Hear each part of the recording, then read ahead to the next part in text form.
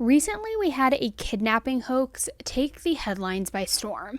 The girl in question, Carly Russell, faked her own kidnapping in Alabama.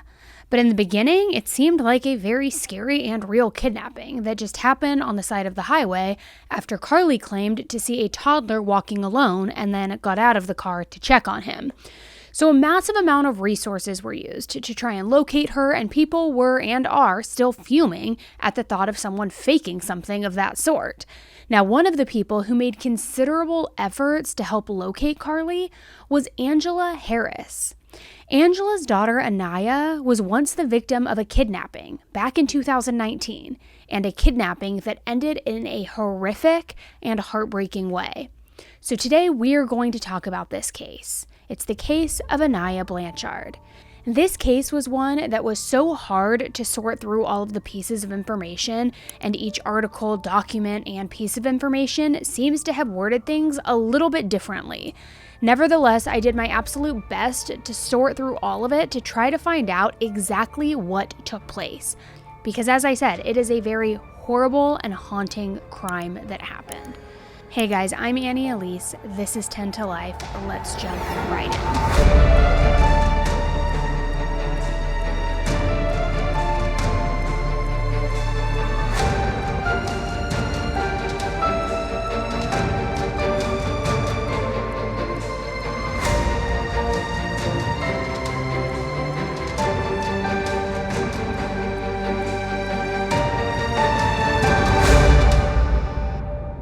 Hey 10 to Lifers. Alright, you guys know that I love my mobile games. It is like my thing. It helps me decompress and unwind. So I'm always looking for a new addiction that is cute, challenging, and an absolute blast. And I know a lot of you are in the same boat. And if you are in for a treat, because I have got the inside scoop on a game that is taking the mobile world by storm. And it's time to dive in to the colorful universe of Toon Blast.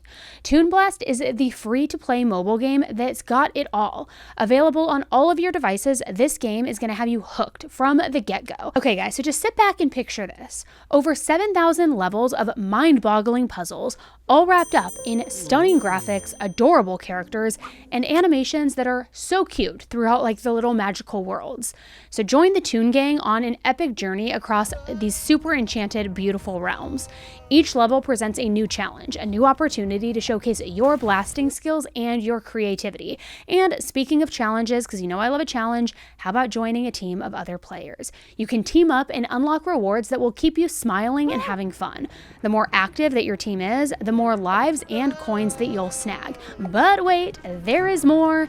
If you're in the mood for some quick, fun mini games, Toon Blast has got you covered there too, with events where you can compete against players worldwide and snag some seriously awesome prizes. And here's the kicker.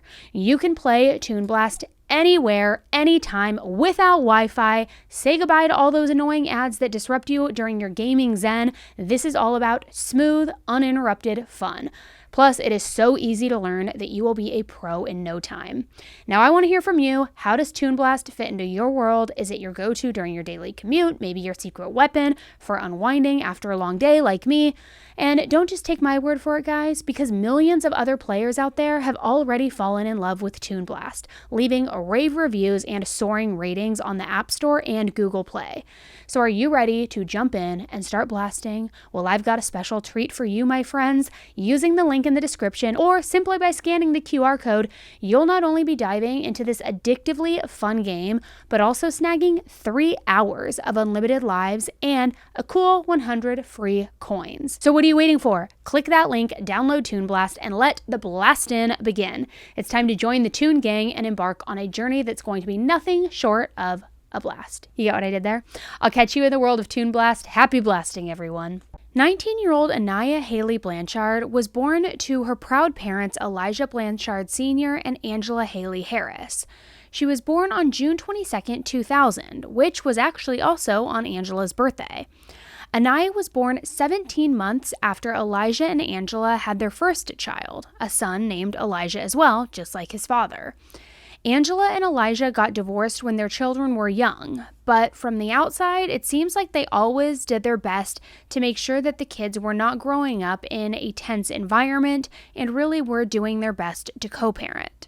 So Elijah Blanchard Sr. went on to marry a woman named Yeshiba, while Angela married a UFC fighter named Walt Harris in 2010. Now let's talk a little bit about Aniah. Aniah was your typical happy-go-lucky girl. She had an infectious laugh, loved to make people smile, and was just a joy to be around. She had a passion for softball and was a team player both on and off the ball field in high school. In high school, she was named as team captain as well, and she even received an award at the end of her senior year that was for players who have leadership skills, passion, and exemplary character. Not only was she an incredible friend and teammate, but she was an even more incredible sister and daughter. Aniah was an amazing big sister to her two younger siblings, Asa and Isla. And part of the reason why Aniah was so close to her siblings and such a protective older sister is because her mother Angela worked as a nurse in their community, and her work hours were sometimes crazy. So as Aniah got older, she was always the one to step in and help fill the childcare gaps for her siblings. Not only was she an amazing big sister, but she also had an extremely special bond with her older brother Elijah, and the two of them were considered inseparable.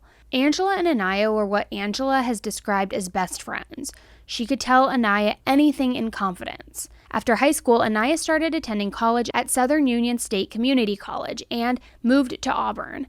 Aniah's dream was to become a teacher and a softball coach.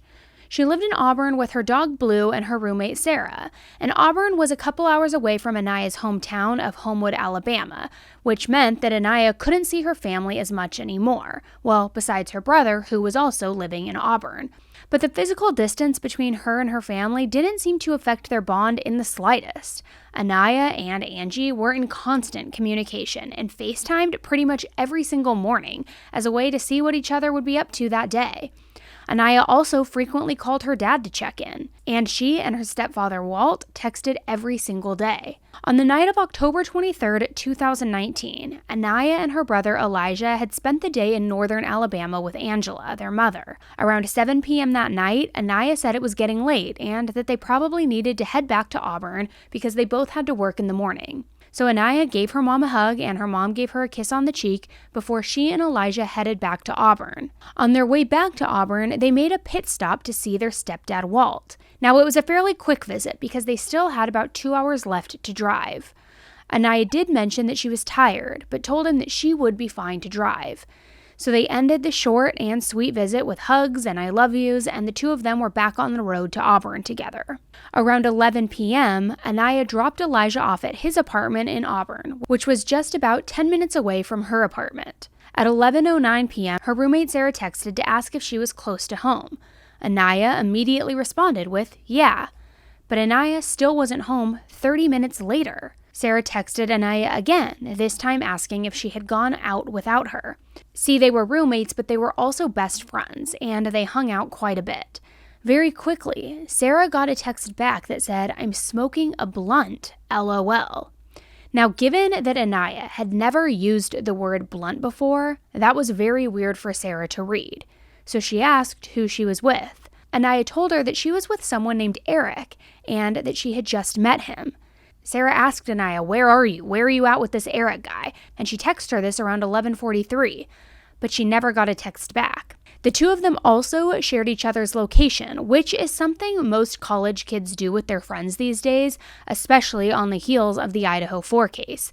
I think it's become even more common for college kids to share their location and tell people where they're at and what they're doing just as an extra precaution and safety measure. Now, we know that the Idaho case happened at their home, but in general, I truly think it has rocked the sense of security for a lot of college students and for parents as well that have sent their kids so far away for college. So it's not uncommon for college students to be sharing their location with each other. Now, when Aniah was sharing her location, we obviously know it was well before the Idaho case took place.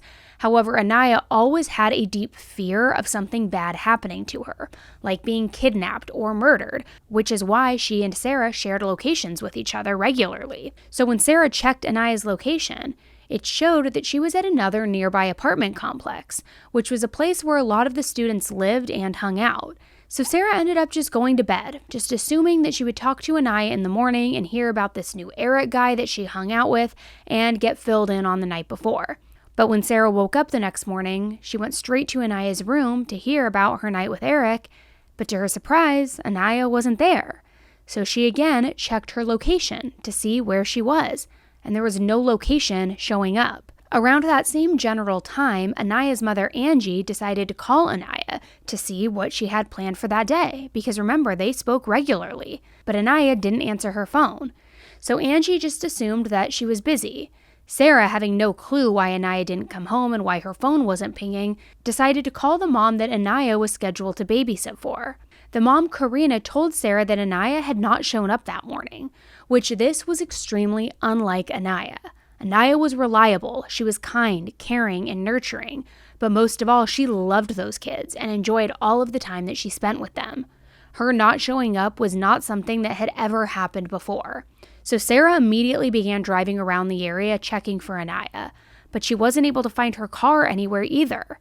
Sarah was growing increasingly worried, so she reached out to Aniah's brother Elijah to help her look. She explained that Aniah hadn't come home the night before, and she told him about this mystery man named Eric, whom Aniah had mentioned smoking a blunt with the night before. So the red flags immediately went off for Aniah's brother Elijah, because again, Aniah was reliable, responsible, and most importantly, responsive. Going entirely off the grid like this was seriously out of character for her. So he immediately called their mother Angela and told her what was going on. Now, as a parent, hearing that something is going on with your children is the scariest call to receive. So without hesitation, Angela and Walt immediately started driving the 2-hour drive down to Auburn. While they were still driving, Elijah was frantically still searching and trying to see who may have spoken to Aniah or who would know anything about where she could be. He contacted Karina, the mom that she was scheduled to babysit for as well, and he asked if she had heard from Aniah at all.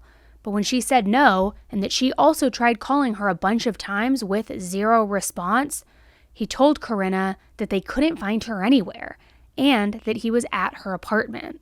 When Angela and Walt got to Auburn, there was one thing that specifically stuck out to them. Aniah's dog Blue was at the apartment. Now, like I said earlier, Aniah was responsible. They knew that she would never have just left Blue like that with zero communication. She loved him, and he was her pride and joy, so something was off here. This was not like Aniah.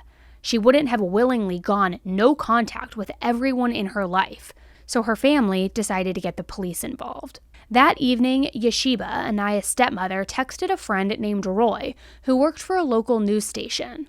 Within an hour, Roy had pulled behind-the-scenes strings, and Aniah's story was getting news coverage. First with an article that read, in part, "Police are searching for an Auburn-area college student believed to have been missing since late Wednesday night. Aniah Haley Blanchard, a 19-year-old from Homewood, was reported missing to Auburn police on Thursday morning. She last communicated with a friend just before midnight on Wednesday. An investigation into determining her whereabouts is underway. At this point, there is no evidence of foul play. However, the investigation will continue until her whereabouts are determined." So word started getting out fairly quickly, not only to Aniah's friends and loved ones, but also all around Alabama. Social media posts started being posted left and right, and Aniah's family pleaded with the public to help them find Aniah. Walt Harris, Angela Harris here.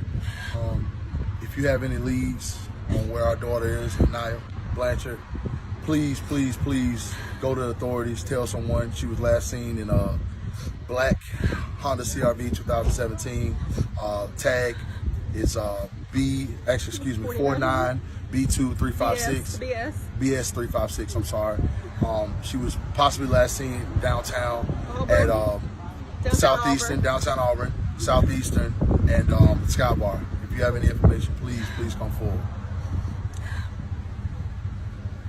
Not only was law enforcement working on the missing persons case with multiple agencies, but there were searches being done by the general public and Aniah's friends and family. Flyers were being posted on social media, and also hard copies were being handed out, but still nobody knew where Aniah was, where she had driven to. It was like she seemingly vanished into thin air. Then finally, on October 25th, Aniah's car was found around 6:15 p.m., nearly 48 hours after anyone had heard from her or seen her last.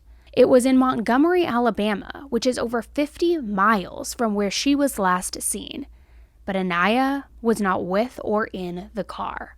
The car was damaged, and even worse, there were signs in the car that led police to the thought that maybe it wasn't just a no foul play missing persons case after all. On October 28th, police released surveillance video that showed Aniah in a gas station prior to her vehicle last being seen, driving southbound. The gas station was just 2 minutes from her apartment. She had walked in at 11:21 p.m. and was only in there for a minute and a half or 2 minutes max. However, police only released a couple seconds of surveillance footage. While in the gas station, she bought a drink and sour cream and onion chips. On October 30th, when it was completely clear to law enforcement that something more sinister had gone down, it became a much larger search in terms of organizations and agencies. The Department of Homeland Security, the FBI, and other top agencies became involved in the search for Aniah. On October 31st, law enforcement shared with the public that they no longer believed the disappearance of Aniah was a non-foul play disappearance. In the car, they had found blood that was, in their words, indicative of someone suffering a life-threatening injury. The public was desperate to find Aniah. Not only was everyone extremely worried for her, but their sense of security was completely shaken. Aniah didn't have any sort of beef or any altercations with anyone. She was someone who brought people closer together. So something happened to her, and the suspect was still unknown and was still on the loose, which was absolutely terrifying to the public. But more than anyone else, Aniah's family was hurting. They still had no clue where she was, but now it seemed as if something terrible had happened to her. Not only were her parents struggling, but so were her siblings. Walt even had to go to 6-year-old Elia's school one day to calm her down because she couldn't stop crying about her missing older sister. On November 6th, 2 weeks after Aniah went missing, police released surveillance video photos of a person of interest. This was a huge turning point in the case. A witness had said that he had seen this man force Aniah into her car before they drove off together. The witness cried during questioning and told them that he felt guilty that he had not said something sooner. He allegedly had walked back to his hotel room and told his wife what he had seen, but his wife had instructed him to stay out of it. By November 7th, they had the name of the person in the photos, and the U.S. Marshals were on the hunt for this suspect. The man was 29-year-old Ibrahim Yazid. He was now considered an official suspect, meaning there was no Eric. There was no mystery person she was smoking a blunt with, a friend she had met up with. That was all a ruse. Aniah had been forced into a car by what was seemingly a complete stranger. And those texts most likely weren't from Aniah either, and more likely were part of a bigger plot and cover-up as to what really happened. Now, Ibrahim was a career criminal with arrests spanning in multiple states. At the time, he was even out on bond for charges of kidnapping and attempted murder. To get a deeper sense of what kind of guy Ibrahim is, we can go through some of his previous charges. In 2011, Ibrahim was charged with 2 counts of first-degree robbery after he and 3 accomplices robbed 2 men at gunpoint at a hotel. They stole $2,700 in cash, a phone, the men's wallets, and a $50 money order.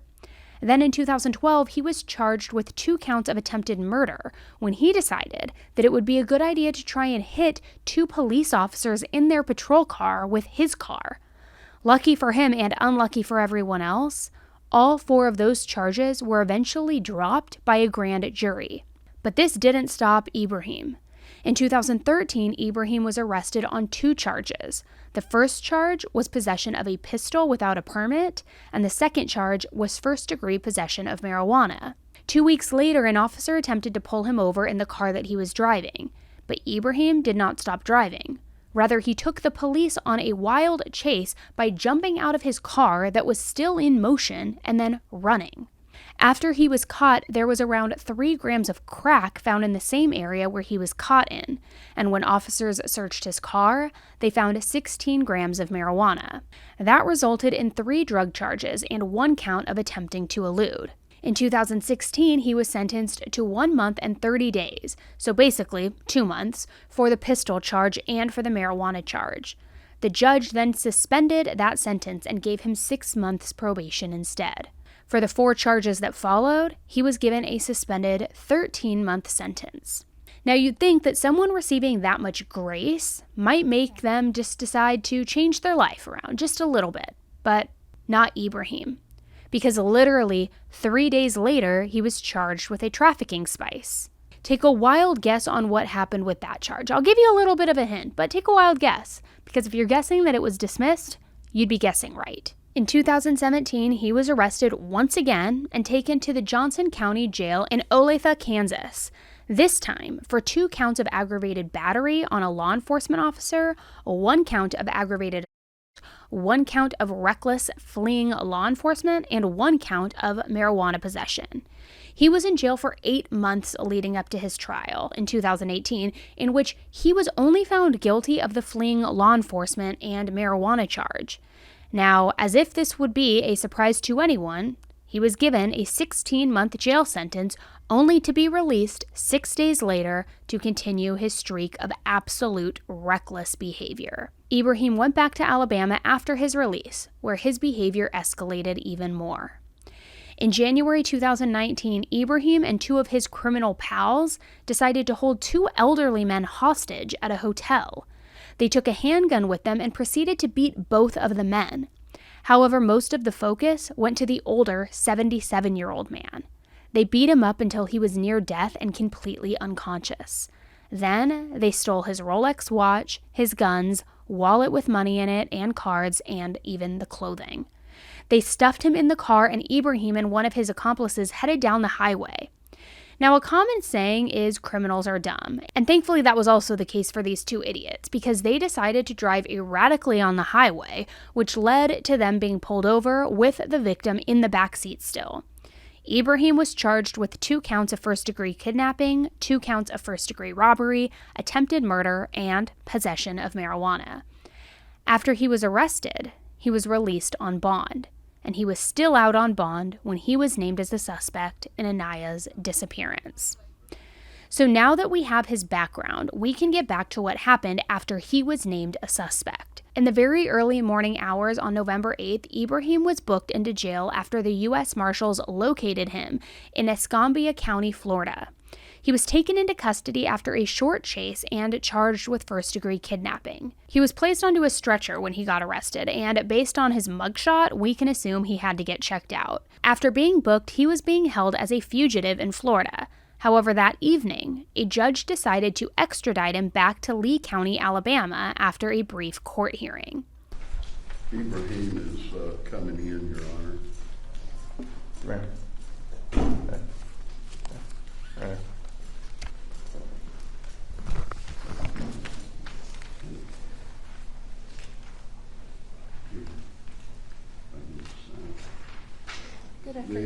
Ibrahim had his first court appearance on November 12th, where it was decided that his previous bond would be revoked and he would remain in custody, which, finally, after everything he had done, he finally wouldn't be out and about and free to harm anyone else.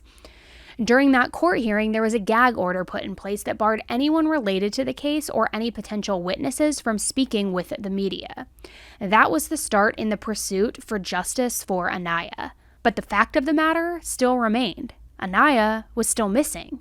No one knew where she was, and by that point, law enforcement also didn't believe Ibrahim was the only person involved in the disappearance, which we will get to in a bit. On November 14th, Ibrahim's attorney asked for a reduced bond. He explained that Ibrahim was in solitary confinement due to receiving death threats, so if the judge granted a reduced bond, he could go to Montgomery County Jail instead, since his bond was revoked for charges that he had in that county. The judge denied the motion, and he did not end up getting that lower bond, which was clearly the smartest choice. After all, he had received a mere slap on the wrist for everything that he had done up until that point, and Lee County was not going to be the one to continue that pattern. That was essentially what was argued in court that day as well. Montgomery County was the reason that he was out on bond when Aniah went missing. That same day, Aniah's mother Angela and stepfather Walt went on the Dr. Phil show. They said that even though they knew that she was hurt in some way based on the blood found, they were still keeping hope that she was alive and out there somewhere. They also did not believe that it was a random attack. The next day, Aniah's father Elijah and her stepmother Yeshiba did an interview that seemed to contradict that. Yesterday afternoon on Dr. Phil, Aniah's mother and stepfather said they do not believe that this was random, that they believe this may have been premeditated. How do you all feel about that? Do you agree? Do you want me to? Our contention is that this was something random. Basically, by seeing the photos from the car being damaged, we initially start coming up with different scenarios as far as what could have possibly happened. And, like I said, again, it's random. And we initially stated that, we thought that it was a carjacking. And so that has always been our position. And we know that you all are a blended family. How has this terrible experience brought you together as a family? Well, the end result, we want to find Aniah. So we've all tried to join efforts and try to make sure we get our daughter home.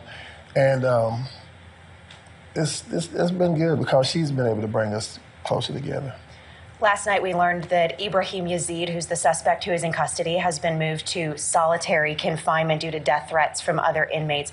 To your knowledge, has there been any cooperation at all from him?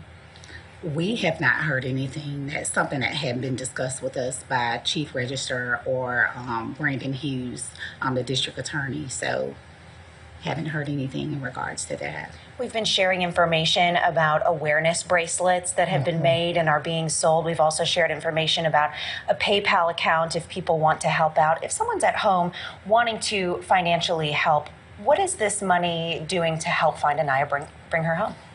Well, in the beginning, we were going to use the money for search efforts, for the supplies, for the people who are searching. So since the search team has gone back, we're just still taking money up just to, help with the search efforts. Sure. Yes. And online in the last couple of days on social media, I've been seeing some online prayer circles and people checking in from all over the world, Arizona, Scotland, Uganda. How does that make you feel to know that people around the world not only know about your daughter, but are praying for her safe return? It's amazing. We need all the prayers. We need the community as a whole to get Aniah's name out there. We want to make her presence. We want to maintain that presence. And so we're grateful for that. And we know in the early days you were having near daily briefings with the Auburn Police Department. Now that we're 3 weeks in, what does the day-to-day look like for you all? Chief Register and his team are very good. They call me every day or they send random texts, let me know, what's going on with the case. They've been really good with communicating with us. I have no problem with what they're doing. They're strictly professional, but they don't want to give us anything that's going to be damaged or anything like that. So, but they are communicating with us daily. Ibrahim had another court date on November 20th, where the judge ordered him to submit his DNA. That was based on the fact that male DNA had been found in Aniah's car. On November 22nd, a new break came in the case. A second arrest was made. Antoine Fisher, who goes by Squirmy, was arrested and charged with first-degree kidnapping. He was a friend of Ibrahim's, and it was alleged that he had helped with getting rid of evidence and had driven Ibrahim to do so. Antoine has his own past, though. In 2004, he was charged with capital murder after shooting a woman. Some sources say it was during a drug deal, while others say he was just straight up robbing her for $60. Antoine ended up taking a plea deal in which he pled guilty to a felony murder charge, and he served somewhere between 2 to 3 years of that. Again, that depends on which source you read, but they all have that same general time frame. Just 3 days after Antoine was released, another arrest came. This time, they arrested a 63-year-old man, David Lee Johnson Jr. The court documents allege that David lied about his son's involvement in transporting Ibrahim to Florida. Essentially, the police went to where Antoine was living, which was with David and David's son, both with the same name, so we'll call him Little David, and the police had a tip that Ibrahim had maybe been at the house. Well, Big David told police that he had seen Ibrahim leave with an unknown white female in an unknown white vehicle. When officers tracked Ibrahim down in Florida, they realized that little David had driven him. When they talked to little David, he came clean about driving Ibrahim to Florida, even though he had known Ibrahim was wanted by the police. He also told them that his dad also knew Ibrahim was a wanted man and had watched them drive away. If you lie to the police, you run the risk of arrest, and Big David had to learn that lesson the hard way. He was released on a $7,500 bond, though, shortly after his arrest. But his arrest was proof that law enforcement was going to do whatever they needed to do to hold anyone involved accountable. That same day, the biggest break in the case would come. A body was found in Macon County. Authorities released a statement saying that they had strong reasons to believe that it was Aniah. There were multiple clothing items out in the woods where they found the body. One of the main detectives took a photo of a sorrel boot.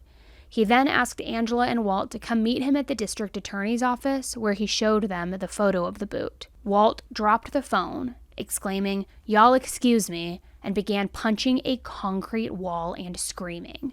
His worst fear had come true. The boots were something that he had recently gotten for Aniah as a gift while they were traveling. The boot was unmistakable, and that meant that their precious child was no longer alive. And for Angela, I can imagine that this was even more of a gut punch, considering she had lost a toddler son in a car accident before Aniah was born.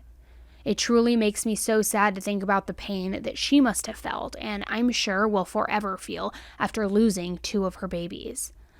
Initially, Antoine wasn't given a bond, but on the 26th, he was granted a $50,000 bond just one day after Aniah's body had been recovered.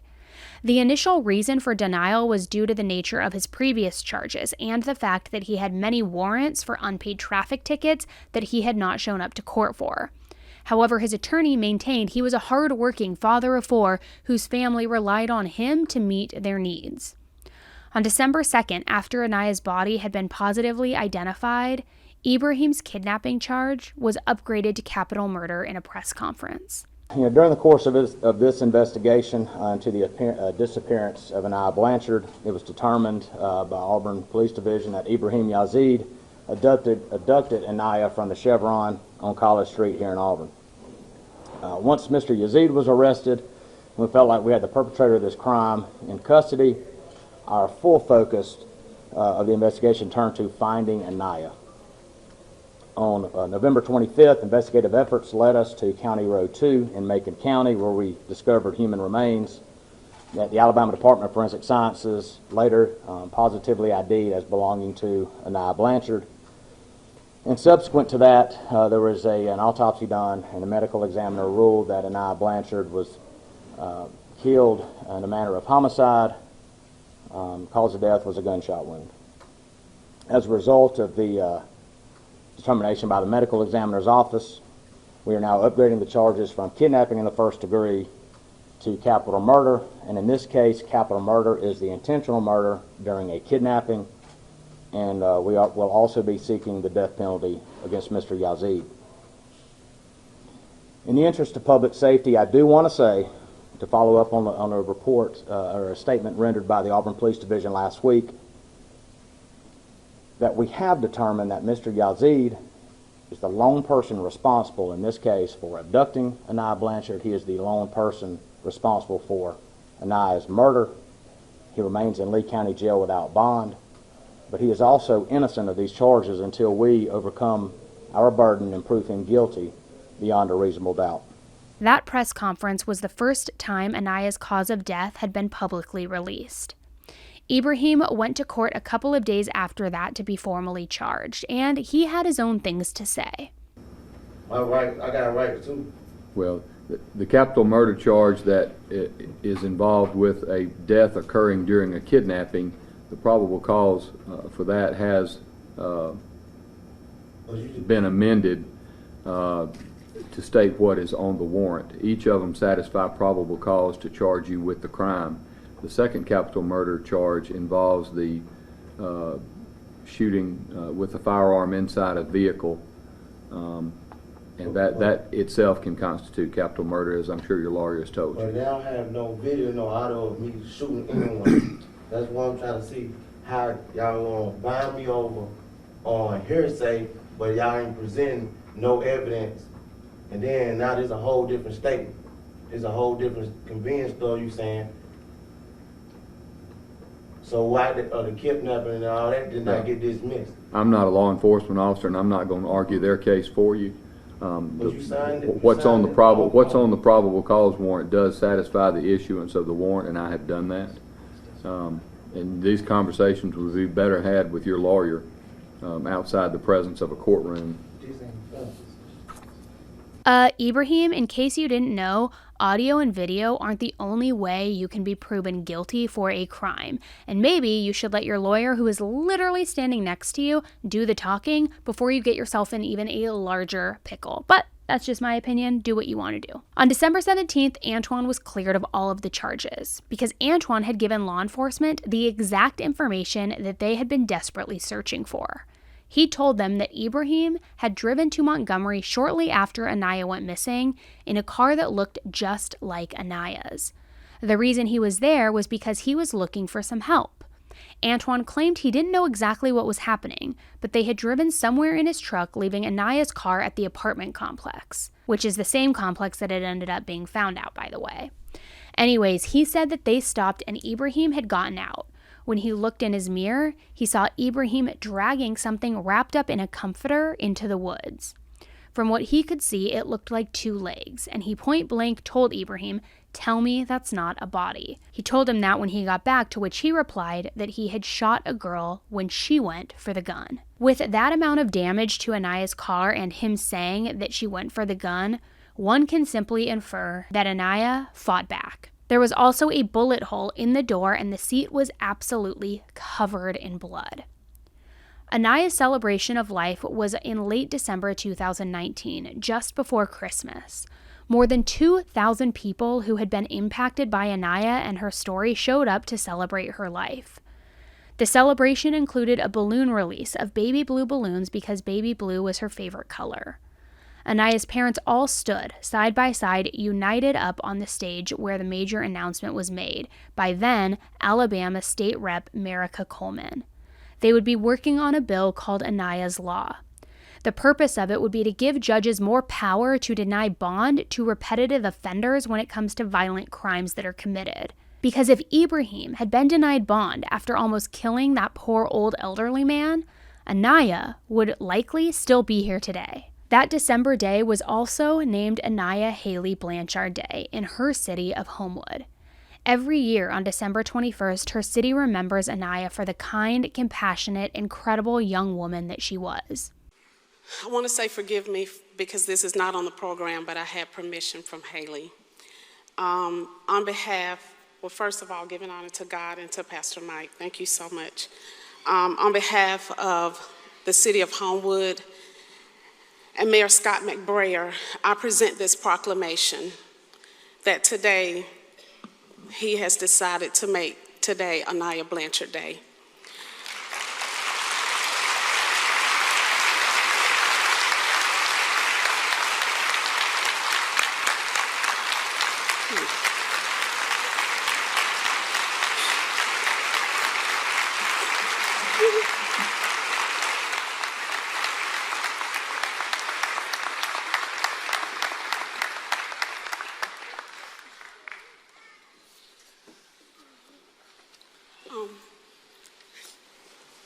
They came to my house this morning and presented this and asked me to present it.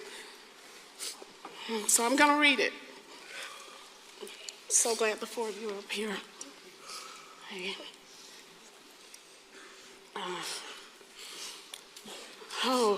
Okay, proclamation. Her name is misspelled because they rushed to do it, but I'll make sure that gets fixed. Proclamation, Aniah Haley Blanchard Day, December 21st, 2019.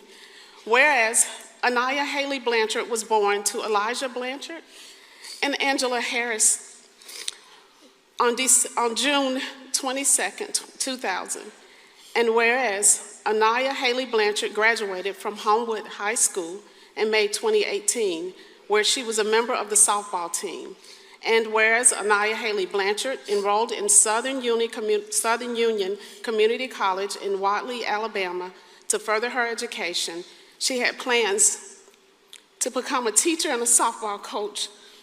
And whereas the city of Homewood wishes to recognize and acknowledge the passing of Aniah Haley Blanchard, and whereas the life of Aniah Haley Blanchard is being honored and remembered by family, friends, and citizens all over the world, and whereas the bright light of Aniah Haley Blanchard has forever been extinguished, she will forever live in our hearts.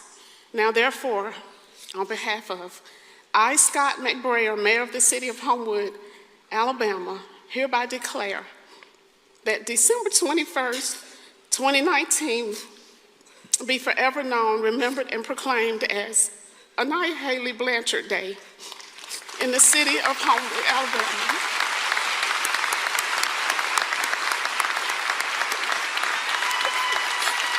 Love you, girl.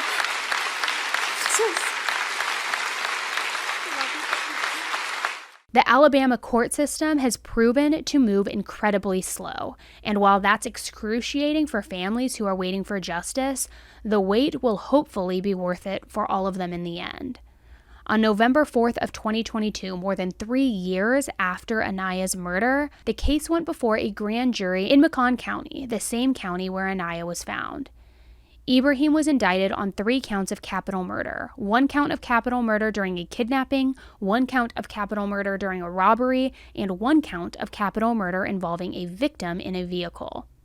On March 6th of this year, Ibrahim pled not guilty to all 3 charges. He is still in jail awaiting trial, which could be quite a while.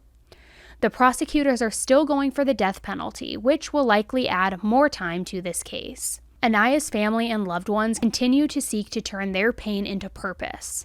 In July of 2020, just a few months after they lost Aniah, Angie started the Aniah's Heart Foundation. About a week after Aniah went missing, Angie heard a voice say, "Mom, please don't let this happen to anyone else." And that is Angie's mission. The foundation seeks to help find missing persons, support the families during such critical periods, share Aniah's story, and also teach classes for self-defense and situational awareness. Aniah's Heart is because of Aniah's heart. Aniah had a heart of gold. She loved giving, and she would do anything for anybody, and that's what always stood out to me, was her heart was so tender and so caring. So immediately, when I knew that I was going to do something for her in her memory, it was just no question that it was going to be called Aniah's Heart. I would say that Aniah would just always say, it's going to be okay. To whoever she's talking to, it's going to be okay. And that's one thing that just sticks out in my mind right now. When Aniah was missing, immediately someone from Homewood called and said, what is Aniah's favorite color? And I didn't register to me why they were asking that then. I said baby blue. And just the next day, the whole city, state, even country, baby blue everywhere. People just putting out baby blue bows, baby blue lights, just anything they could do to represent her and bring awareness to, hey, Aniah Blanchard is missing and we need to help find her. And that was the way they did it, by showing her favorite color. I want you to understand that Aniah was only going into the store to buy a bag of chips near campus, and then she was gone. This can happen to anybody, anywhere, at any time. Aniah fought for her life, and through Aniah's Heart, we will finish her fight. The mission of Aniah's Heart is to bring awareness and to educate everyone on personal safety, to help prevent them from becoming victims of such violent crimes. Aniah's Heart will also provide self-defense training, search and rescue services, and support to the families of missing loved ones. If you wish to fight with us, connect, or give support, visit our website at www.aniahsheart22.com. And thank you. On February 23, 2021, Aniah's Law passed in the Alabama House. In November of 2022, Aniah's Law was voted into effect with nearly 81% in support. When Aniah passed away, her family felt that they had lost everything. UFC was the absolute last thing on Walt's mind. He was ranked 9th in the world at that point, but nothing else mattered to him other than Aniah and his family. He couldn't even fathom going back to fighting. That was until he had a dream in which Aniah told him to keep going. When he woke up from that dream, he knew that that is what she would want him to do because she was his biggest fan. So he did. A few months ago, Aniah's dad Elijah did an interview with a local news station. No one has really heard much from him and Yeshiba throughout all of this. While Walt and Angela have been really public with their grief, Elijah and Yeshiba have felt it's a little better to stay low profile.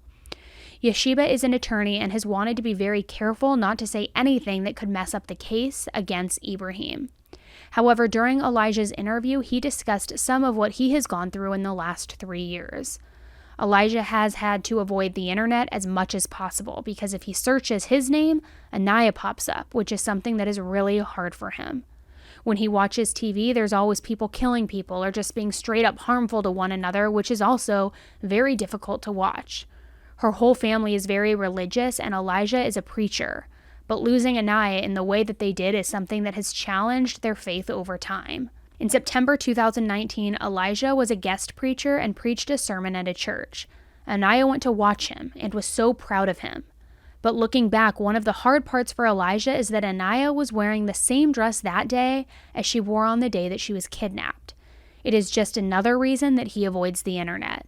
He doesn't want to keep seeing the surveillance footage and seeing his daughter on there. But despite the pain that he has gone through and continues to go through, there are still memories with Aniah to hold on to. Memories of their last vacation together in 2018, for example. Memories of her on the softball field.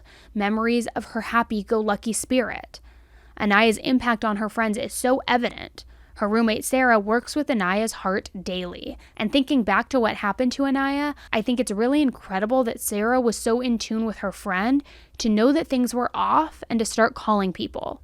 Aniah being taken in such a senseless way has definitely had an impact on Sarah, and the way that she does things is forever changed because of it. Aniah's best friend, Hannah Crocker, was also significantly impacted by what happened. Hannah was one who was out searching for Aniah daily when she went missing. At the time, she was going to school to be a nurse. However, she ended up shifting career paths and is now a police officer. She also had a daughter last September and named her Aniah after her best friend. While Aniah's family will never move on from losing her, just like no one moves on from losing a loved one, they continue to take steps forward and work on making a difference so that no one else goes through what they went through. They show up to every court date to represent Aniah as well, and while I am positive it's not easy for them, they do a very good job representing her and remaining calm through a very tough storm. There are still many unknowns to Aniah's case. Why her? Was he just driving around and looking for someone to hurt that night, to take that night? That seems to be what her family thinks. But even though there are still lots of questions, the most important thing is the person who law enforcement is sure to have taken Aniah's life is finally behind bars, being held accountable and not going anywhere anytime soon. And Aniah's memory will live on and help many others. So now that you've heard Aniah's story, I want to circle back to the Carlee Russell kidnapping hoax. When Carlee Russell went missing and selfishly made this elaborate story up about seeing the toddler on the side of the road and then vanishing and nobody could find her and the whole country came together trying to search for her, shed light on it, pass her flyer around, everything, all while this was a hoax, one of the main people helping in this and aiding in the search efforts was Aniah's mother, Angela.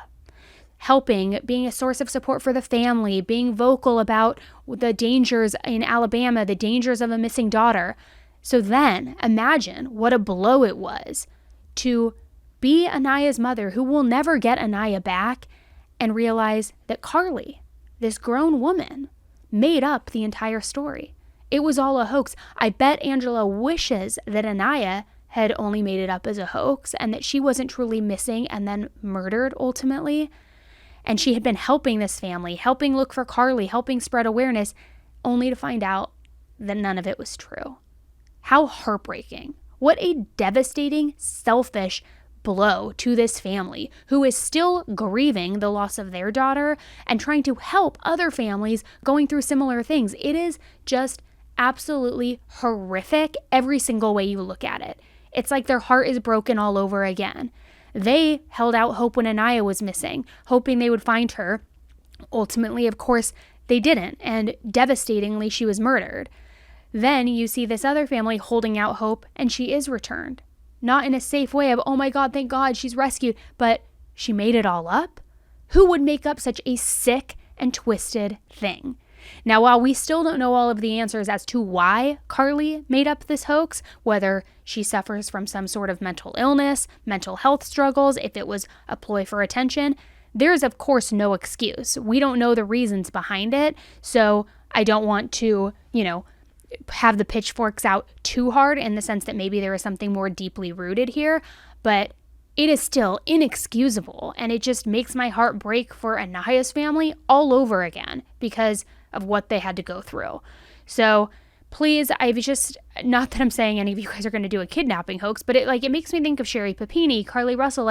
No matter how much attention you may want, no matter how bad a situation may seem, no matter where you think you need to escape to fictitiously, think of the ripple effect that your selfish actions may have on other people, on other families, on other victims, on other survivors. It's not just about you in that moment. So do something else that is less impactful on other people. Do something else to get attention. I don't know. But there has also got to be more accountability for situations like this, because Carly Russell, she's been arrested now with 2 misdemeanors. She didn't serve any time. She was in and out. She posted bond within moments. So she walked right out. There's footage of her walking out with a smile on her face, which is just eerie. But 2 misdemeanor charges. Her total bond amount, I think it was $2,000, which means she only had to post 10%, $200 to get out from making up a nationwide hoax, putting families like Aniah's through hell and re-traumatizing them all over again. And all you have to do is pay $200 and you're free to walk home and be back with your family and have no real repercussions. Where is the accountability there? We know that Sherry Papini actually is serving time, which is good, but there have got to be stricter laws in place because this is just absolutely unacceptable. And I don't know what the answer is to those laws, but it just infuriates me. Anyways, thank you guys for tuning in today and hearing Aniah's story and her family's story and what she went through. Because while her name was back in the headlines as Carly Russell was missing, people don't necessarily know exactly what her case is and what happened to her. And it's very, very important that her voice also be heard in all of this, especially since her murderer hasn't even gone to trial yet. And trust me, once that does go to trial, I will be following it very closely.